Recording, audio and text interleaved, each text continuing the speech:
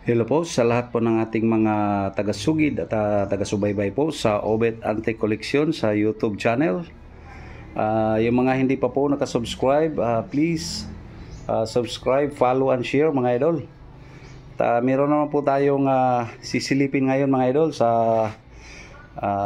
part po ng collection po ng inyong may lingkod. Ito po, tingnan nyo po itong mga lumang cash box mga idol. At ang mga lagayan po ito ng mga pirang barya mga idol, ng mga panahon pa po ng mga ninuno natin mga idol. At samahan nyo po itong inyong may lingkod, baka kako po kayo ay masurpresa po nito kung ano po yung mga nilalaman po nito mga idol. Kaya dito tayo dumako mga idol, ito sa isang ito, kung ano po yung nakalagay po rito sa ilalim na ito mga idol. Ayan o. Tingnan nyo po yung ano po yung nilalaman niya mga idol. Oh, ang ganda mga idol.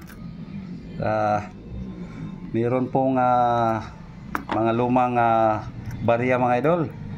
Yung mga maliliit na 10 centavos mga idol at gawa po sa pilak po ito mga idol. Ayan o. So napakarami nito mga idol o. Kaya tingnan nyo po. Wow. Kaya pala maganda yung lagayan mga idol at lumang luma. Ayan po.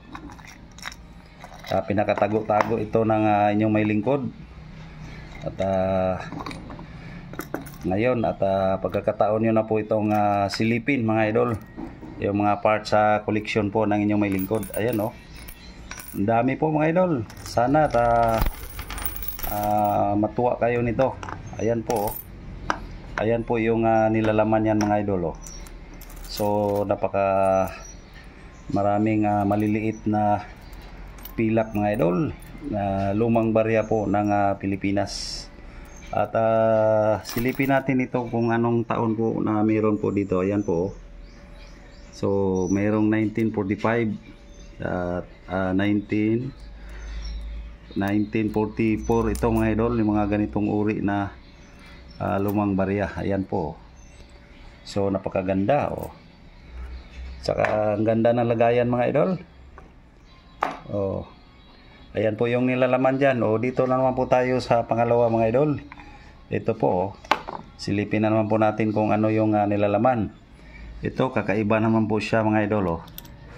Halo po siya sa 10 centavos pati 20 centavos mga idol at magkaiba po yung likuran nila mga idol. Ayan po. So marami rin mga idol oh. Yung katulad natin yun mga idol, magkaiba po yung ano nila, likuran nila. Pero gawa pa rin po sa pilak. Bali ito yung una mga idol, bago po yan. Kasi yung nakapangalan dito ay Commonwealth po yan mga idol. Sa dito mga idol oh, ang ganda oh. So yung mga ganitong uri na lumang barya mga idol, ginawa po ito sa taong 1903 hanggang 1938 yata mga idol. Hindi tayo nagkakamali. Bago sumunod yung mga ganong uri na lumang barya. Ayan po. Ayan o. Ito pala o. Ang nilalaman nito mga idol. At magkasing uri lang po sila. Kaso tingnan nyo po yung disenyo niya mga idol. Magkasing uri lang kaso magkaiba ng disenyo mga idol. Ayan po. So ayan po yung nilalaman mga idol oh. Wow. Ang ganda mga idol oh. Ang dami. Meron yan oh. Ayan po. Ayan oh. Parang may 18. Ayan oh. May 1935. Ayun. Ito mga idol oh. Tingnan nyo natin yung isa oh. Ayan oh. Yung mga taon mga idol oh. So yan yung mga pagkakaiba po nila. Kaya dumako naman po tayo rito sa malaking ito mga idol oh. So ang ganda rin itong lagayan na ito mga idol oh. Wow. Parang baul na maliit na baul mga idol. Ang ganda pagmasdan mga idol oh. So samahan niyo po itong inyong may lingkod, baka kako po kayo masiyahan dito sa panoorin niyo po. Ayan po, dami ring mga lumang barya mga idol, punong-puno po. Tingnan natin. Yan pala, halo-halo mga idol, at hindi pa ito nalinis mga idol. Sobrang dami niyan mga idol. Ayan po. Ako, ilang piraso kaya ito mga idol? Sobrang dami talaga. Wow. Silipin nyo po. Napakadami po. Ayan po. Ito yung mga koleksyon po ng inyong may lingkod. Kaya ayan manghang-mangha po kayo niyan. Sobrang dami niyan mga idol. Ayan So yun pala yung mga nilalaman niyan mga idol. Mga baul na yan. Ayan po.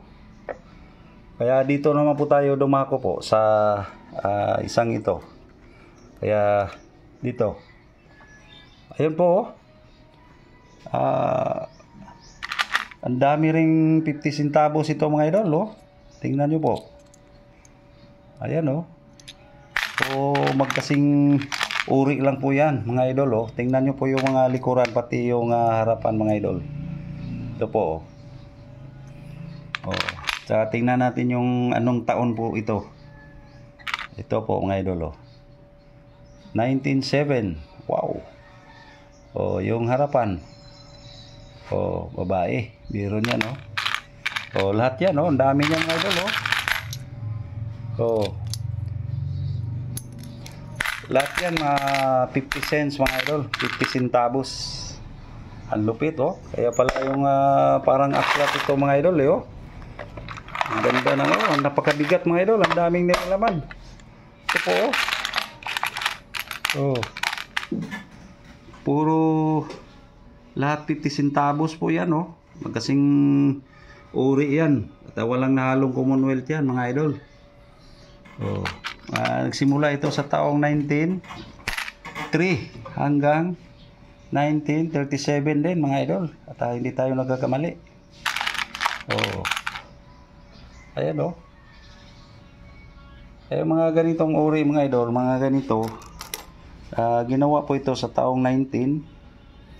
1945 44 pababa mga idol. Ayan dito naman po tayo dumako ito sa isang ito mga idol. Maganda rin mga idol parang shell. Ayan po. Kaya buksan natin. Ito po. Dito pala yung 50 cents na Commonwealth mga idol. Ayan po, 1944. Ayan, dito natin idikit sa dito po. Ayan, magkasing uri po yan sila. Kaso ito 50 centavos po ito mga idol. Ayan po. 50 centavos. Tapos yung likuran mga idol 1944. So marami rin mga idol Wow. Ang lupit mga idol. So, marami-rami rin itong mga koleksyon ng inyong may lingkod. Ayan po. Meron yan Meron pa tayong dalawang piraso na hindi pa nabuksan mga idol. Kaya dito tayo sa isang ito. Ito po. Sliding ito mga idol Naku. Ito po talaga ang sobrang dami nito. Halo-halo mga idol. May 10 cents saka 20 centavos mga idol. Kaya dito muna yung isa. Ayan po Ito napakamarami rin mga idol Wow. Sobra naman yan. Kaya ito po yung mga pinagkakabalahan po ng inyong may lingkod. Mga ilang taon na po ito. Nating pinagsisikapan po na mabuo po yung mga yan mga idol. At nagsimula po tayo ng uligtan ito 2015. So hanggang sa kasalukuyan mga idol. Pero yan mga idol sobrang dami nito mga idol Wow.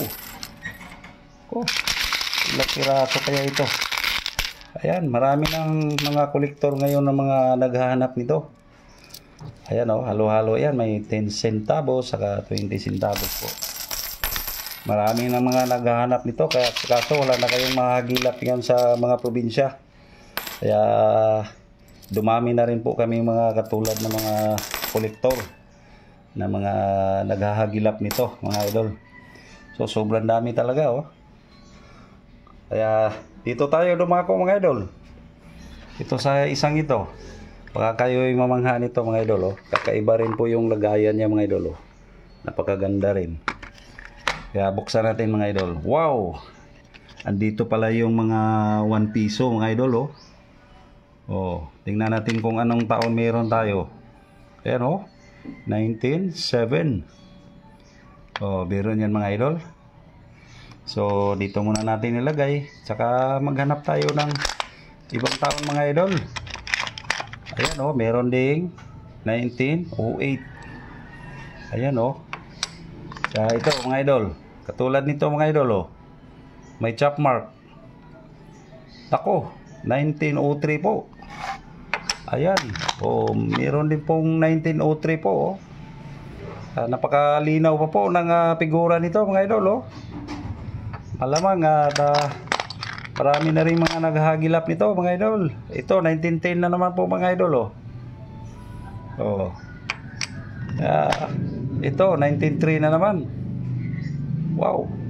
So dami ito mga idol oh. Oh. So 1908. Ito 1907. Maghahanap tayo ng 1906 nito. Kasi yun po yung malaki ang value. So sobrang dami niya mga koleksyon niyan mga idol oh. Ayan po. 1 piso. Saka dito assorted oh. Sobrang dami mga idol oh. Oh. Oh. Saka dito mga idol oh. Saka ito napakaganda mga idol oh. Halos lahat ng magkasing uri lang po talaga. So sana lahat ng mga followers, viewers natin, nasiyahan kayo sa nagiging sorpresa po natin sa araw na ito. So don't forget to subscribe Obet Antique Collection sa YouTube channel po natin para naman po kayo ay makatulong sa ating channel mga idol. Ayan do. Kung sino po yung mga naghahanap nito, at pwede rin po natin itong pakawalan kung magkasundo ba naman kami sa nagiging value nito. Kasi binili rin po natin itong mga idol sa mataas na halaga. So ayan po. Ayan. So hanggang dito na lang. So thank you for watching mga idol. Ingat po tayong lahat. Bye bye.